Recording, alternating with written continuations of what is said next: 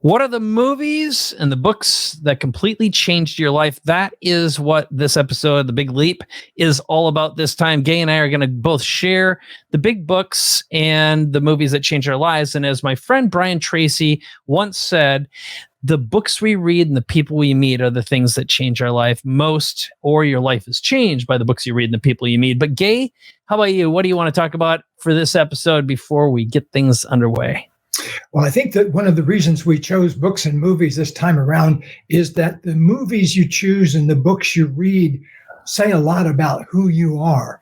And also listening to other people talk about the books that have moved them gives you a whole new window to yourself and a new opportunity to learn. Like, I will frequently even ask people, what's the best book you've ever read? And I've gotten some of the best books I've ever read from simply asking people that. Yeah, it's a great strategy. Well, you can expect that and more, and we're really going to get into the why in this episode. So we'll be back in just a moment.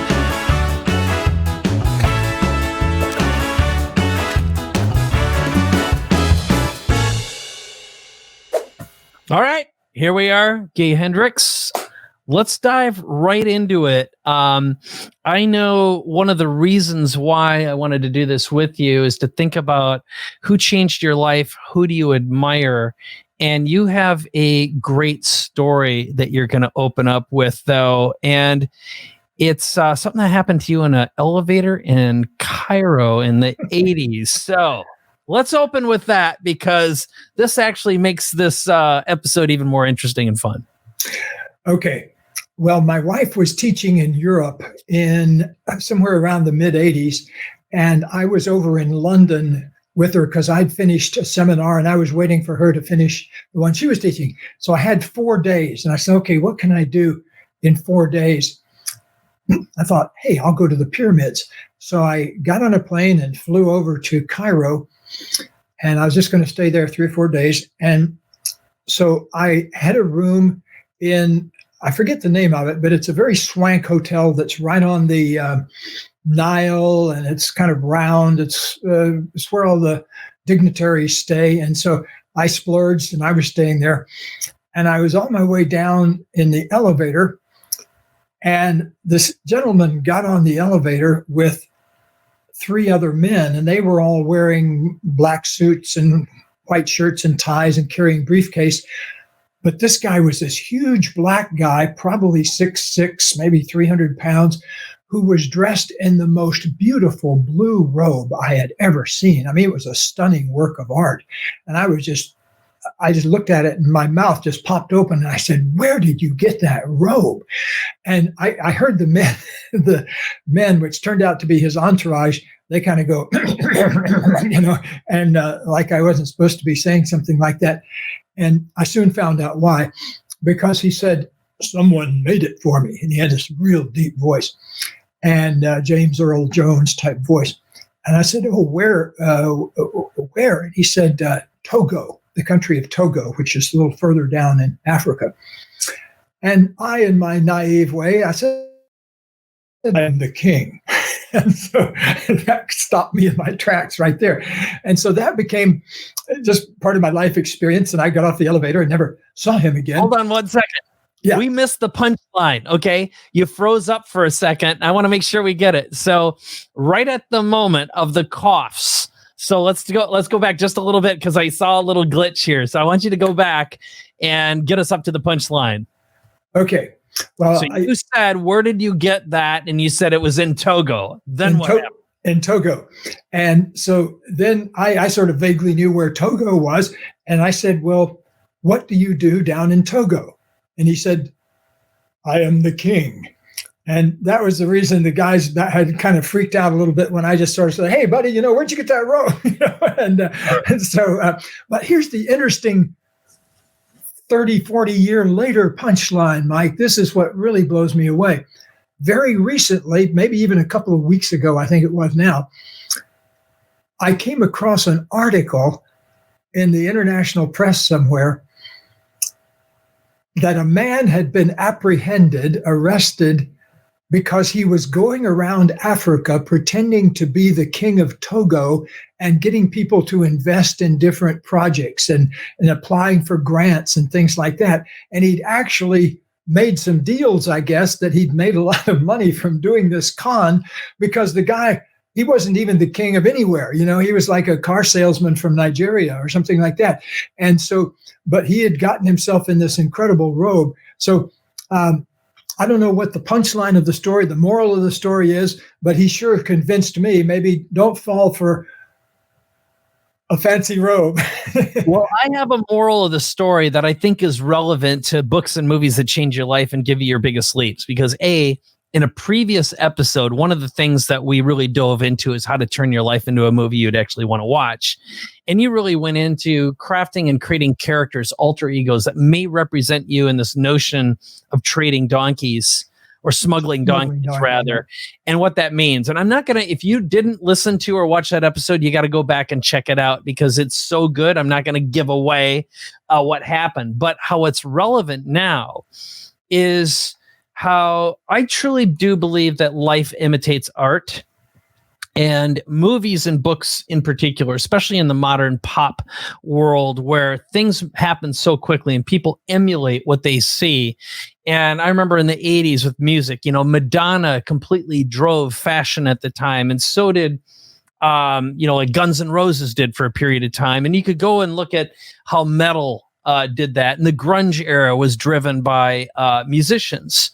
So between the previous episode and this episode, crafting a narrative, amplifying your superpowers, this can all be done through books and through movies, but also who you are is definitely a reflection of the books you read, the movies you watch. And when I go back to what you were just talking about now, it's like, holy cow, that would be a great movie to watch. I'd love to watch a movie about the King of Togo, who wasn't a King of Togo, who just pulled this off. But there's so many ways to craft messages that entertain, that educate, that allow you to connect with folks. And they're standing right in front of you all the time. And how do you tune your brain to think through the lens of being a storyteller? Because your ability to influence and persuade is amplified dramatically. So that's my takeaway from this whole thing. And what I'd like to drive into now is, let's talk a little bit about the books and movies that inspired you and completely affected who you are as a writer, as an author, as a man, as a creator, as a big leap and a conscious luck creator as well. And then I did prepare some of my own, but do you want to alternate, go back and forth? You tell me how you'd like to take this on, Gay. Sure. How about if we start out by, I'll tell you a book that changed my life and you tell me when it changed yours and why it did. Okay, great. The first one I can think about was I was checking out of a bookstore in Palo Alto, California, somewhere around 1970. And there was this little gray book next to the cash register. And I remember it cost 95 cents. And it was called The Lazy Man's Guide to Enlightenment. And it caught my attention and I picked it up and it just changed my reality. It's only probably 80 pages long, but it's 80 pages of some of the most rich, amazing, life-changing ideas I've ever run across. I think that's probably the first place where I ever saw formally someone talking about the power of love to transform something. And basically the whole premise of The Lazy Man's Guide to Enlightenment is basically save yourself a lot of trouble. Just love as much as you can from wherever you are. Don't make it any more complicated than that. And that became kind of a touchstone for me because as I worked more and more with people, I came to see that a lot of what gets us stuck is there's something in ourselves we haven't learned to love yet. And that's what made me write my book, Learning to Love Yourself, way back also later on in that era. But to this day, I see that love is often the only dimension that needs to be changed, that if you can love something more or love the essence of something more or get more love around a particular issue that you have, that's the single most powerful, efficient, life-changing thing you can do. And so the book, there's a great saying that says, if you ever admire a really good, if there's ever a really good book you admire, don't go meet the author. And I can testify to some of that because I've gone to meet certain authors that one I found in the middle of a knockdown drag out with his wife, and another one I found was about 3 Bloody Marys past the last exit he should have taken, and I always strive to lead the kind of life, though, that people would think I'm integrated with my work. Yeah, you want your life to imitate your art. Yeah, exactly. Right. And so I think that for me, the why that's underneath the Lazy Man's Guide to Enlightenment is that I'm always looking for something that can move people the fastest. And I've witnessed from thousands of viewings of my clients over the years, there's nothing that can move people faster than learning to love something that they had previously hated or held at a distance from themselves, learning to accept something they've never been able to accept before. So that's why the Lazy Man's doing, and Thaddeus Golis, who is now passed on. I got to know him a little bit over the phone primarily. He lived way down in Florida, so I never actually met him in person, but we would talk on the phone sometimes, and he was a real character. So that was my book, though, for many, many years that I highly recommended to people. All right. So I'm going to give you I'm going to actually give you a couple of them here because it's easy for me to go down a path. So here's the backstory. Back when it was in the mid 90s, really. So prior to this story, the people who affected me most were like Kurt Vonnegut, George Orwell. I thought Kurt Vonnegut, like Breakfast of Champions, Venus on the Half Shell, his books with satire and humor and a unique way of looking at the world completely changed mine. So that was a big stepping stone in developing my character, is just being really comfortable with satire and being able to say absolutely hilarious things, but crafted in a way that wouldn't be totally offensive. So it went beyond poopy and potty humor, but still, there are some of his old stories that, and there's little drawings that he had. For example, in Breakfast of Champions, there's the beaver story, and I'm not going to give it away for anyone who hasn't read the book, but it's so damn funny.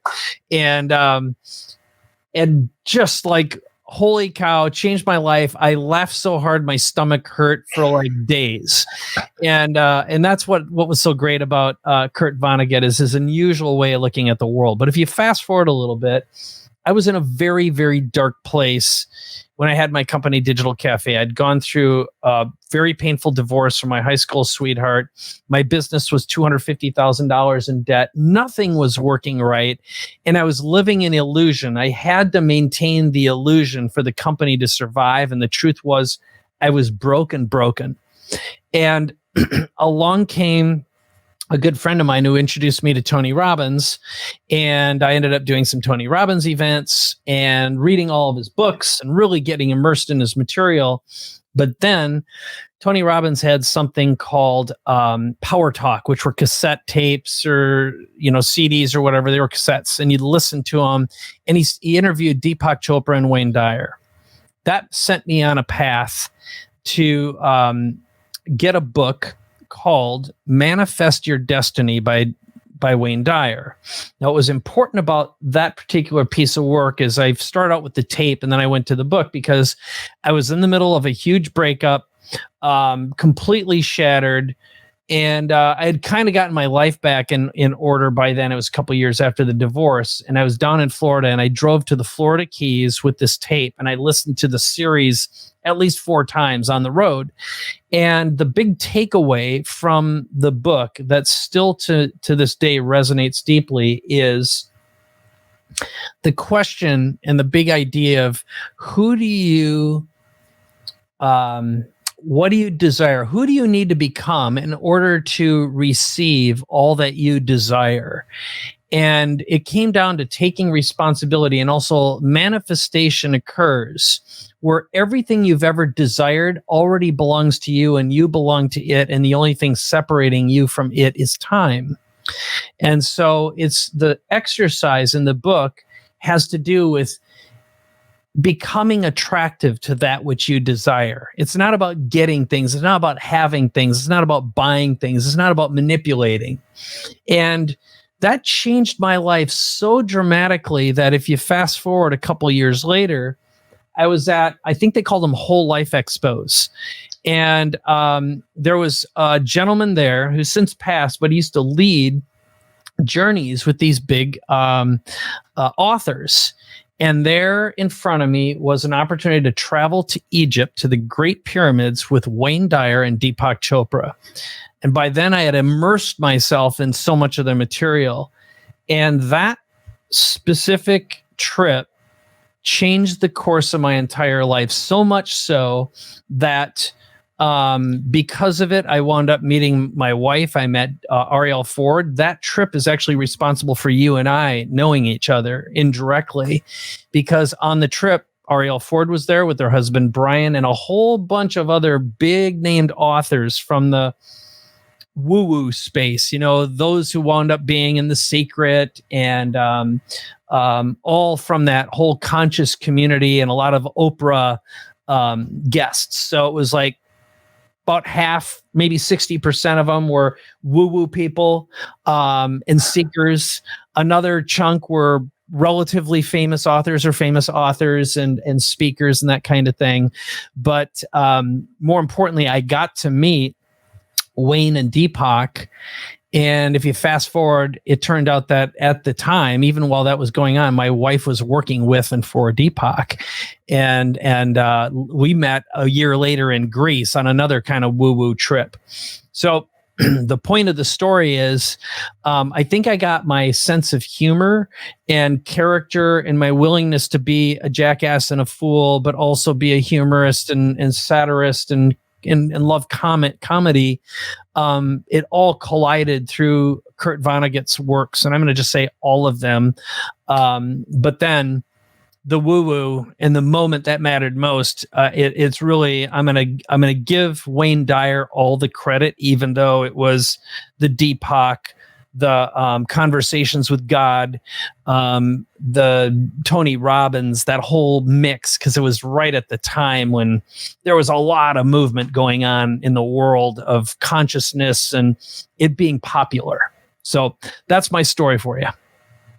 Great. You want to switch over and do a movie, maybe? Let's do a movie. And okay, I got a couple, so why don't you start? Can't wait to hear yours and maybe just rattle off either the biggest ones and the why, and I'll do the same because I made a list here of the ones that I know shaped who I am. And again, if life imitates art, which I believe to be true, this shaped a huge part of my life and my world. My favorite movie, and probably my wife's favorite movie too, goes back to the 1980s and a Cher Nicolas Cage movie called Moonstruck. And if you haven't ever seen Moonstruck, I highly recommend it. It's a wonderful, warm-hearted comedy. But the why of it is that it touches on a couple of powerful relationship principles.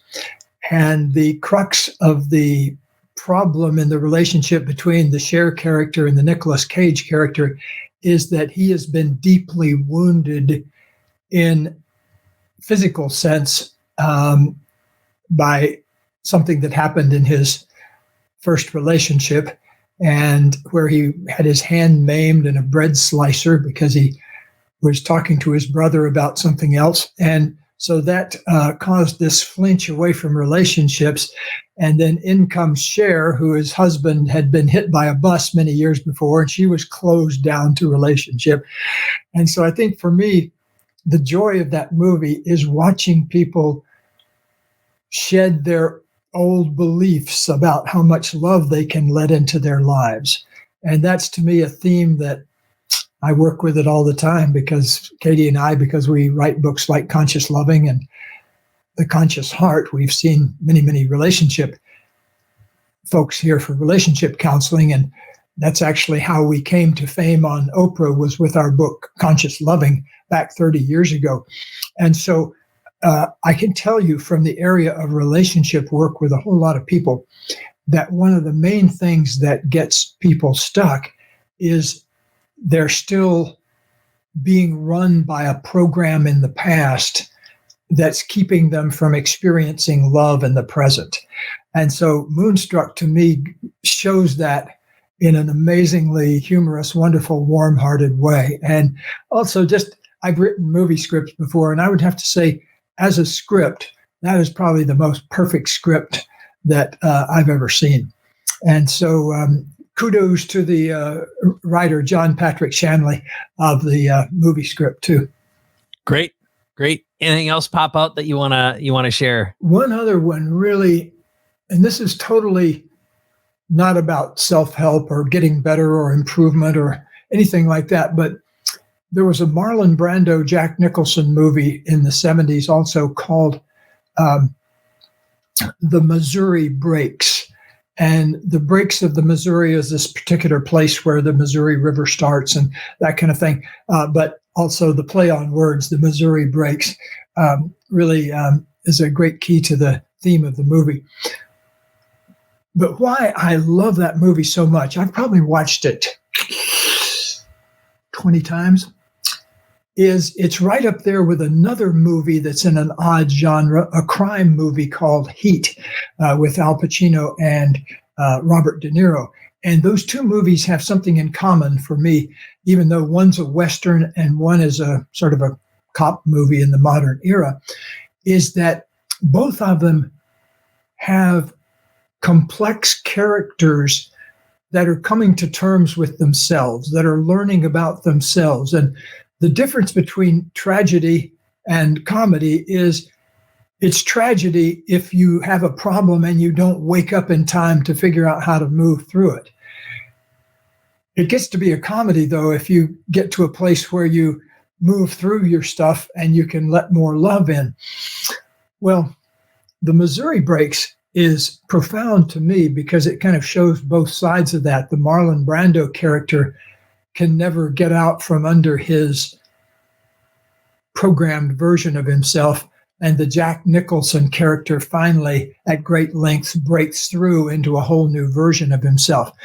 And so you don't see that very often, that kind of depth in Westerns. I think I have a little bit of affection of Westerns left over from when I was a kid, John Wayne movies and all of that, but you don't see them too much anymore, but it's probably the finest Western I've ever seen. And to say a word about Heat, also, is probably the finest crime movie that I've ever seen, but it's kind of irrelevant that it's about a crime, because what it's really about, again, is two people, two the lead characters coming into harmony with who they are, one in the not so good way and one in the good way. But it's very complex, and it reminds me so much of life itself. You know, it has so much powerful life in it.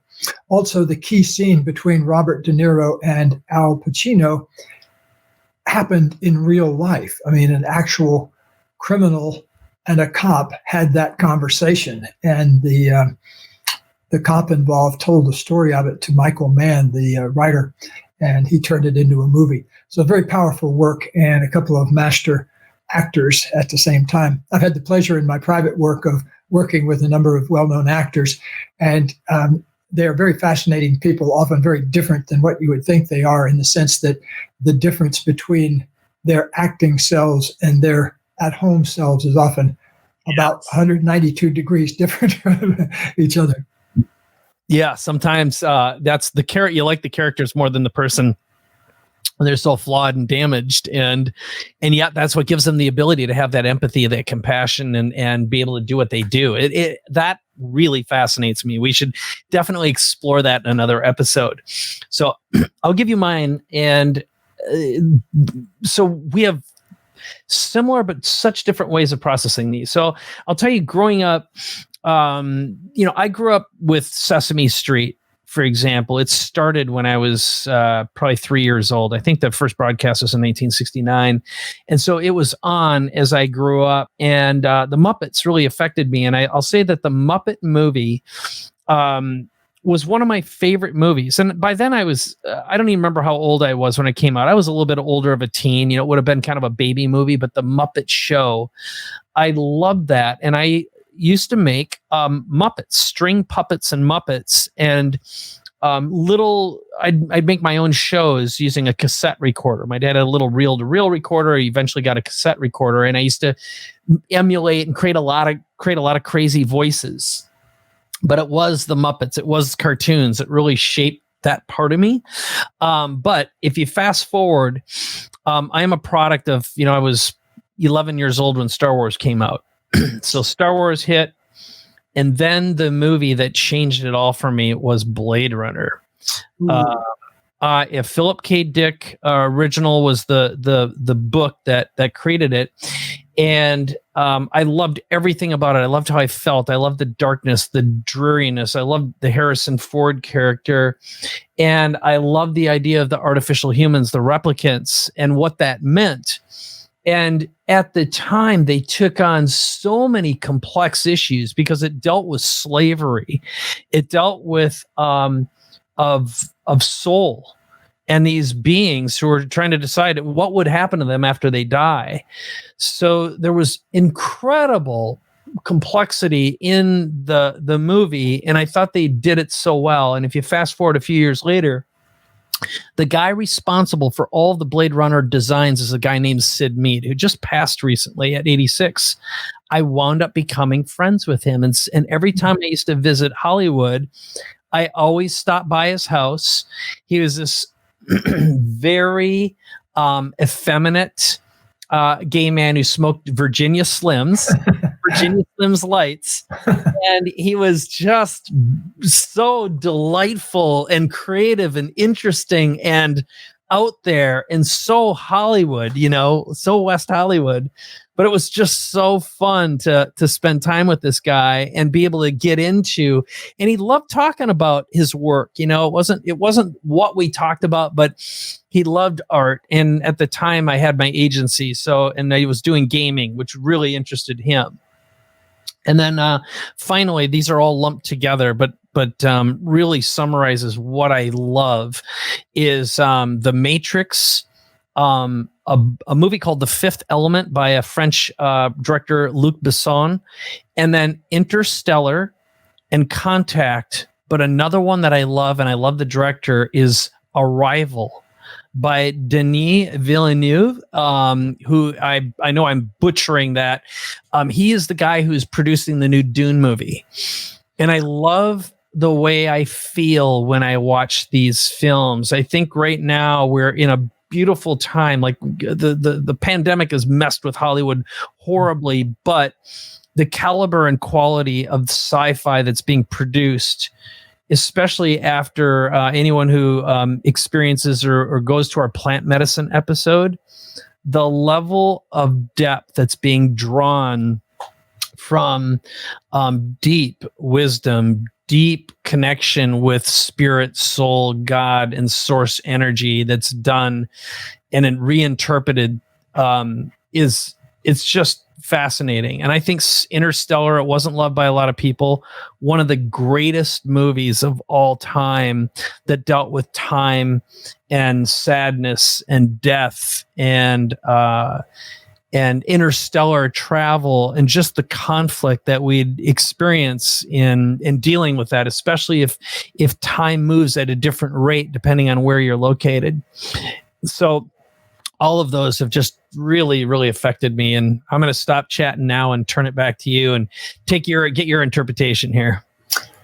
Well, also, I wanted to mention that Dune was one of my favorite books. I was just lost in that book for probably a year. I'm rereading it right now. I'm actually reading it for the first time. I never had fully read it, but I'm very drawn to it right now, especially after our plant medicine episode. I think there's a lot of parallels. Totally. And I'll tell you also, as far as the first Dune movie was such a disappointment to me, the one with Sting in it. I remember being just sort of and so I can hardly wait for the new one, though, because I know some of the people involved with that, and I predict it's going to be the Dune movie we've all been waiting for. Yeah, yeah. And if you haven't seen the trailer yet, oh, it's so good. So good. They're going to capture that essence. And I didn't hate the first Dune movie, but I wasn't a reader of the book, so that makes up for it. And I saw it for what it was and appreciated it for what it was. And I know it was deeply flawed, but also I think when it came out, I loved that era of filmmaking and science fiction filmmaking. So I have a soft spot in my heart for artistic liberties taken during that era. But I totally get it. Yeah. Go for it. I love movies. I love books and movies where it takes you into a different world, and you learn the dynamics of some whole different world. And that was fascinating to me about Dune, the book, was that every page had something that I'd never, some unusual custom or some unusual way of looking at the world. It was really like being in a different world. And so things like that really appeal to me. Another book that I just love and reread constantly is the book by George Gurdjieff called Meetings with Remarkable Men. And Gurdjieff was a spiritual seeker and teacher in the first half of the 20th century. And this book is about his travels in the latter part of the 19th century and the early part of the 20th century around Central Asia and going to all sorts of different places looking for wisdom and enlightenment. But the why of the book, what it really speaks to me about, is that I think we all need to make this lifelong commitment to learning as much about ourselves as we can and learning as much about the creator force in the universe, God or spirit or whatever you want to call it, but the larger forces in the universe, learning to make your life a quest for learning more and more about those kinds of things. Same thing, I think we need to turn our lives into a lifelong quest to find out how to increase the love in our lives. What can we do to make our relationships more juicy and intimate?